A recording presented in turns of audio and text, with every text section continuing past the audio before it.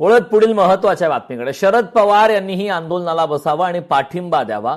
दिल्लीला जा, केवळ घरी बसून बोलू नका. मंत्री गिरीश महाजन यांनी शरद पवार यांच्यावरती टीका केली.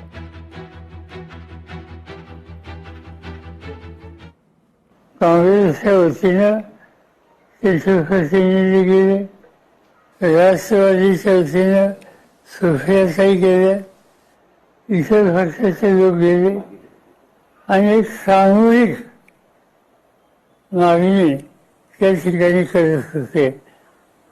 आणि हे आपल्या आवाक्याच्या बाहेर आहे हे ज्याला लक्षात आलं त्यावेळेला हा अटक करण्याचा निर्णय घेतला. आणि त्याप्रमाणे आज पाहते त्यांची अटक सत्र त्यांनी केली. त्यांनी अटक जरी केली तरी हे आंदोलन चालू राहणार.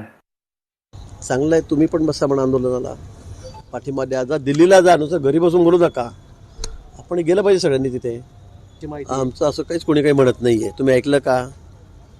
मुख्यमंत्री महोदयांनी सांगितलं की आमच्याकडे नवीन पक्ष कुठलाही येणार नाही, स्पष्ट केलेलं आहे.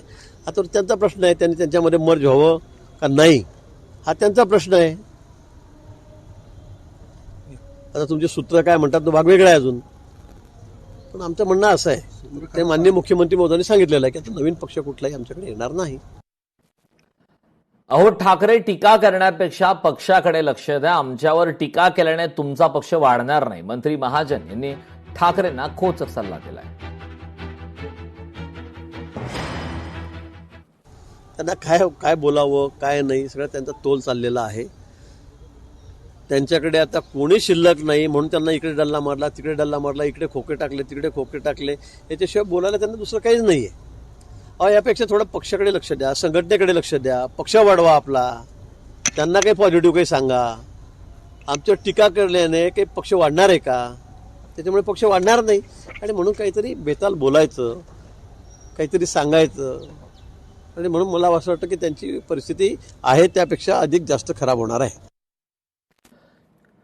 नियमात नसतानाही निर्णय घेतला हे चुकीचं आहे. शिंदेंच्या खासदारांच्या विलिनीकरणावरून पटोलेंनी आता केंद्रावर टीका केली.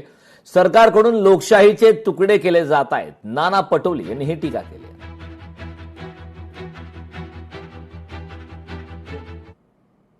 माननीय सुप्रीम कोर्टाने महाराष्ट्राच्या राष्ट्रवादीचं विभाजन असेल किंवा शिवसेनेचं विभाजन ज्यावेळेस झालं याच्यामध्ये शेड्यूल 10 प्रमाणे त्यावेळेस कारवाई केली असती तर हे पाप करण्याचं संधी आताच काल झालेल्या शिवसेने जे उद्धव ठाकरेंचे खासदार होते त्या पद्धतीचा निर्णय घेण्याची भीती त्यांच्या मनात असते.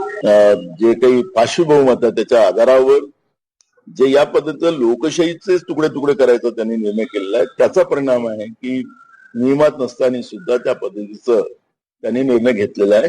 हा चुकीचा आहे. लोकशाही मराठी ऐका, पहा, जागरूक रहा.